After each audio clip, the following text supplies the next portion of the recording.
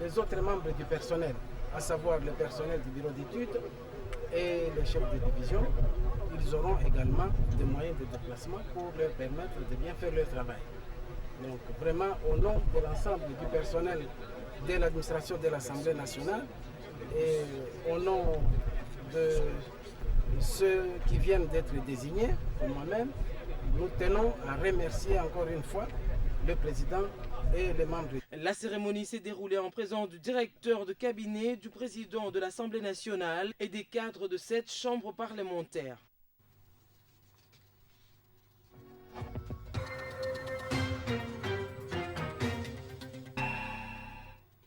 On parle politique dans ce journal tout à l'heure avec mon invité, il s'appelle Jean-Jacques Mamba, il est porte-parole du mouvement de libération du Congo. Mais avant de les prendre, je voudrais que nous prenions d'abord ces points de presse qui a été organisé par les syndicalistes de la Générale des Carrières et des Mines.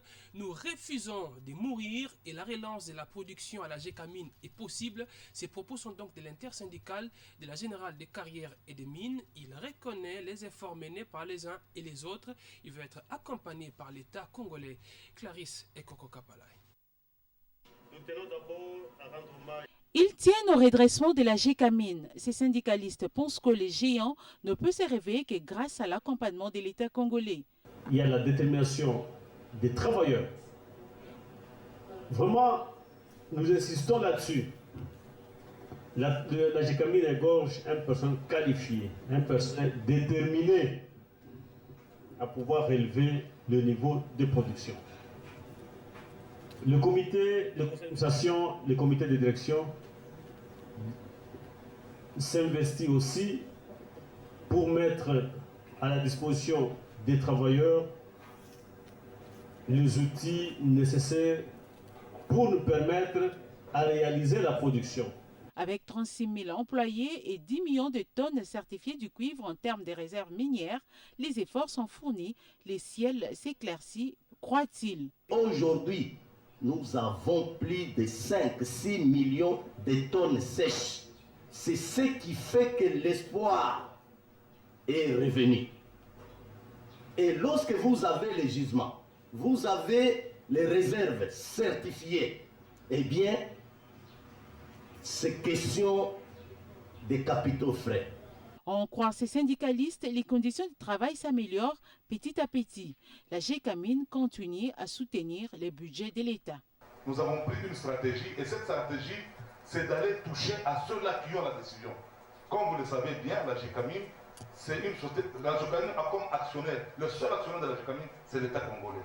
Et qu'il y a une amélioration sur ça ou ça à ce moment-là, nous, de l'autre côté, nous pouvons avoir une production améliorée. Quant à la lettre ouverte adressée au notable Katangui sur la GECAMINE, ces mandataires des agents de la GECAMINE pensent que c'est un trac pour créer la confusion chez les travailleurs. Sur 85 agents qui devraient aller à la retraite, 200 ont pu avoir leur pension sans problème. Toutes ces autorités. Jean-Jacques Mamba, bonsoir. Bonsoir. Je le disais, vous êtes porte-parole du mouvement de libération du Congo. Dites-nous d'abord comment se porte votre parti aujourd'hui? Écoutez, notre parti va très très bien. Comme vous avez pu le constater, nous sommes dans une fièvre électorale, c'est-à-dire que nous préparons la liste pour nos différents candidats, aux différents échelons. Donc à ce niveau-là, je pense que tout fonctionne correctement. Et d'un point de vue purement stratégique, nous sommes en train aussi de cogiter pour voir comment est-ce que nous allons proposer cette alternative crédible, c'est-à-dire gagner les élections et monter au perchoir pour proposer quelque chose de meilleur à notre population et à ceux qui nous soutiennent. Nous sommes dans une fièvre électorale, vous l'avez dit, mais il y en a qui pensent que les élections vont être un peu, mises de côté avec ces dialogues dont on parle de plus en plus. Est-ce que votre parti a été consulté pour un éventuel dialogue entre acteurs politiques? Oui, effectivement, nous avons reçu la visite de l'émissaire du chef de l'État, que nous avons très bien accueilli, parce que bon, finalement, le chef de l'État a la responsabilité de s'assurer que tout fonctionne à merveille. Et de là, nous avons donné notre point de vue, parce que je viens de vous parler de la fièvre électorale. Donc pour nous, il s'agit essentiellement d'avoir une posture d'échange, et c'est une posture que nous avons depuis très longtemps, c'est-à-dire d'échange sur des questions liées au processus électoral.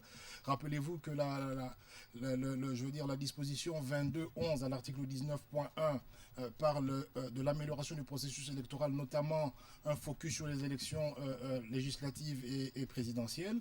Donc nous sommes tout à fait ouverts à ce type de discussion. Nous n'avons pas besoin d'un format dialogue national parce qu'en fait ce pays en a connu 17 depuis la conférence de Berlin jusqu'à aujourd'hui, et je pense que le dernier en date, donc c'est-à-dire les 679 recommandations des concertations nationales, n'ont pas encore été épuisées en termes d'application, que nous trouvons inopportun d'aller dans un grand format de dialogue. Pour autant que nous sommes tout à fait ouverts, parce que vous avez remarqué que nous avons déposé un mémo au niveau de la CENI quant à la faisabilité du scrutin, notamment pour les locales et le municipal. Donc le MLC reste ouvert pour des discussions, parce que je crois que les discussions doivent être permanentes dans un État démocratique. Discussions ouvertes par rapport à la constitutionnalité, par exemple l'enrôlement des nouveaux majeurs, les délais constitutionnels, notamment pour les élections présidentielles, sur la faisabilité, c'est-à-dire les moyens dont dispose l'État pour organiser sans qu'il y ait après des euphories ou des formes comme ça de violence post-électorale comme on a vu en 2011, sur la crédibilité du scrutin, parce qu'il ne suffit pas d'organiser un scrutin, mais il faut qu'il soit opposable à tous dans sa version de transparence, dans sa version finalement d'acceptation par tous les acteurs. Donc pour le des mouvement de résultats. libération du Congo, les élections doivent être le seul point qui devrait être inscrit à l'ordre du jour de ces dialogues. Effectivement, parce qu'au fait, nous épiloguons par le dialogue le plus important, c'est la dialectique électorale. C'est-à-dire que la majorité va venir rendre compte pendant la campagne électorale de sa gestion, entre guillemets, je veux dire calamiteuse, pendant les 10 ans, et l'opposition vient avec un projet d'alternance. Ça, c'est tout le dialogue finalement que nous attendons, parce que finalement, nous sommes en démocratie, nous avons des textes qui nous mettent d'accord, dont la Constitution, et nous sommes en pleine pré-campagne électorale, donc nous allons bientôt commencer et entamer les premières campagnes électorales pour les provinciales. Je pense que le peuple qui s'est mobilisé le 19 et le 21 janvier attend de nous que nous aboutissions à ce calendrier, et nous félicitons la CENI d'avoir produit un calendrier global, donc qui va jusqu'aux élections présidentielles. Je pense que nous sommes dans une logique d'apporter un projet crédible et différent pour résoudre les problèmes des Congolais que vous connaissez. Et si notre sujet venait être inscrit à l'ordre du jour de manière prioritaire lors de ces dialogues, parlons clairement, on parle de plus en plus d'un glissement auquel on doit s'attendre, et si cela était inscrit à l'ordre du jour, quelle serait la réaction du mouvement de libération du Congo? Bon, j'ai déjà commencé par vous dire que nous ne sommes pas demandeurs de dialogue, et surtout pas pour des questions qui violent nos textes, c'est-à-dire que le glissement il est anticonstitutionnel. Donc nous respectons la mémoire de toutes les personnes qui ont perdu leur vie pour protester. Nous avons avec les dernières énergies participé à tous les débats concernant la modification de la Constitution ou les hypothèses de glissement. Donc nous sommes tout à fait contre ce genre de choses, et nous pensons bien que les acteurs de l'opposition dans leur ensemble sont contre cela. Maintenant, on peut inscrire ce qu'on veut à l'ordre du jour. Nous ne sommes pas demandeurs de dialogue, mais ce que nous disons, c'est que le parti MLC, qui est un parti républicain, reste ouvert à toute forme d'échange qui conduirait à l'amélioration du processus électoral quant à sa crédibilité, sa faisabilité, sa constitutionnalité. Et en dehors de ces discussions-là, nous ne sommes pas intéressés par quelconque autre discussion par rapport à la gestion du pays. Pour améliorer justement ces processus, il faudrait qu'on puisse glisser. Mais je ne comprendrai pas pourquoi on doit glisser pour améliorer un processus. Pour améliorer un processus... Les conditions soient non, le gouvernement a bien nous expliquer... Avec tous les moyens nécessaires. Mais je vous le dis, les moyens nécessaires, là, le gouvernement nous a dit il n'y a pas très longtemps qu'il a les moyens d'organiser ces élections. Nous étions tout à fait estomaqués de constater qu'il fallait 1 milliard pour les élections présidentielles, et on a vu un porte-parole du gouvernement qui dit que le gouvernement ne manque pas les moyens de les organiser. Donc dès l'instant qu'il y a les moyens, et je vois bien des spots publicitaires qui passent sur la RTNC concernant les élections provinciales, pour encourager les gens à déposer leur candidature et tout ça. Donc dès l'instant que le processus est enclenché, ce n'est pas le même gouvernement qui viendra nous dire qu'il n'a pas les moyens. Donc les moyens sont là, mais ce que nous voulons, c'est que il y ait des améliorations quant au processus, à la transparence.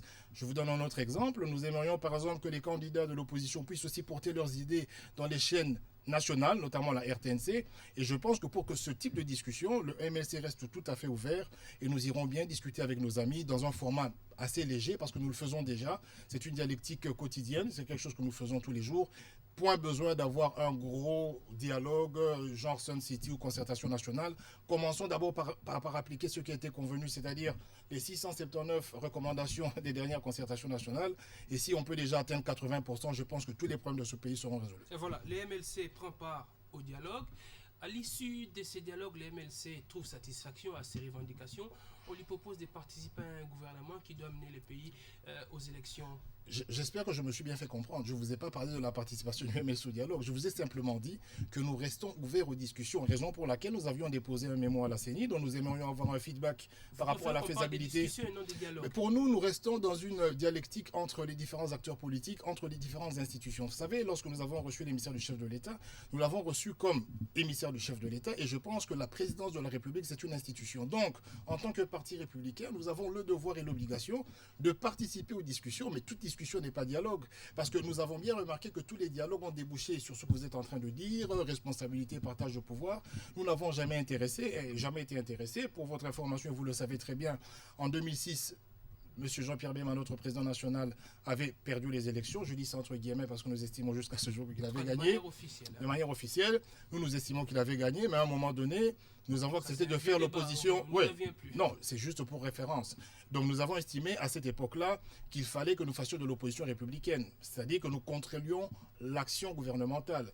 Et en 2011, c'était pareil, c'est M. Kabila qui a gagné. Nous sommes restés dans notre groupe parlementaire, c'est-à-dire opposition à l'Assemblée nationale, dans les différentes assemblées provinciales, à faire notre travail d'opposition. Donc jusqu'à preuve du contraire, nous ne sommes peut-être pas prêts, et certainement pas prêts de partager le bilan de la majorité, mais nous disons, nous allons épiloguer sur une dialectique électorale qui nous mettra en face de la population, et chacun de nous, c'est-à-dire majorité, société civile et nous-mêmes, c'est-à-dire nous oppositions, pourrions en ce moment-là porter nos idées et se faire juger et tamiser par la population qui a des yeux et qui a bien vécu ce qui s'est passé ces 10 dernières années. Donc là, je suis en face du porte-parole du mouvement de libération du Congo. J'ai l'impression que ces discours que vous êtes en train de tenir aujourd'hui, c'est pratiquement le même discours que le MLC tenait avant les concertations nationales. Nous n'allons pas aux concertations nationales pour partager le pouvoir, ainsi de suite, bien que maintenant, il y a, même si vous les avez exclus, mais il y a des gens qui ont fait partie de votre mouvement de libération qui sont dans ces gouvernements. C'est pourquoi on se demande, après cette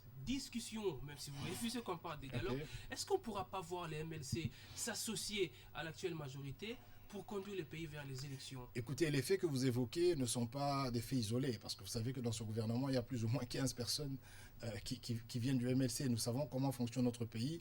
Je ne vais pas porter des jugements sur les comportements des personnes, mais je dis que ces personnes se sont auto-exclues parce qu'elles avaient des démarches singulières non mandatées par le parti qui est le MLC, et la loi portant statut des partis politiques, dont en son article 4, dit bien que est réputé quitter l'opposition tout groupement, tout individu qui va dans un gouvernement. C'est ce qui s'est passé. Bon, maintenant, on ne va pas polémiquer là-dessus.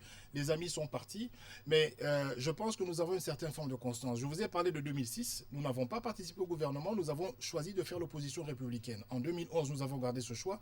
Nous sommes aujourd'hui en 2015, une année avant la fin du mandat du président de la République. Je ne vois pas pourquoi on irait partager un bilan, si c'en est un, avec la majorité. Donc je pense que nous sommes dans une logique de dire une opposition républicaine constructive. Nous sommes engagés dans le processus électoral. Pas de politique de chaise vide. Nous présenterons tous nos candidats. Nous devons améliorer ce processus. Et par rapport à cette amélioration, donc suivant le format de 22-11 des Nations Unies, article 19, nous allons donner de notre mieux, de ce que nous avons de meilleur pour donner les idées qu'il faut pour que ce soit un processus apaisé et que nous aboutissions à des élections opposables à tous et des élections crédibles. Donc je crois que ça, c'est le plus important. Voilà, dernière question, on termine par là. Le MLC n'est pas la seule formation politique à être consultée par l'émissaire du président de la République. Plusieurs partis, mouvements d'opposition ont été consultés. Ne voyez-vous pas qu'on vous met dans un schéma de glissement? Écoutez, je ne vais pas répondre de ce qui a été fait dans les autres formations politiques, mais je pense qu'il y a quand même une certaine forme d'émulation, une certaine forme de conscience collective au niveau de l'opposition, de telle sorte que nous disions non. Nous avions fait bloc au mois de janvier pour dire non au glissement ou au couplement du recensement à la loi électorale, en son article 8, et je ne vois pas pourquoi aujourd'hui on va se désolidariser. Je pense que nous sommes presque à bout de chemin.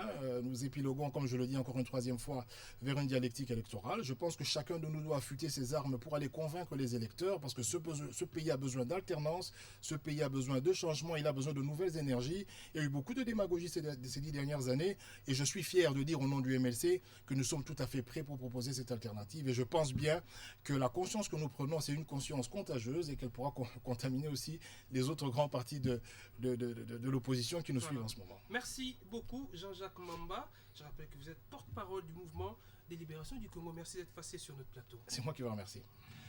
On poursuit avec l'actualité. Les états-majors politiques se mobilisent pour un processus électoral apaisé partout en RDC. C'est le cas de l'Union nationale des fédéralistes du Congo, section de Kasumbalesa au Katanga, pour affronter avec sérénité les enjeux qui se profilent à l'horizon. Notre correspondant Jean-Claude Mukenga nous en parle avec un peu plus de détails. La coordination de l'UNAFEC du territoire de Sakanya suspend du parti, l'actuel ministre de Genre, Famille et Enfants et l'ancien coordonnateur de Sakanya. Selon Moteba Nyembo, le membre du bureau politique de sa coordination reproche la trahison, l'insubordination à sa hiérarchie.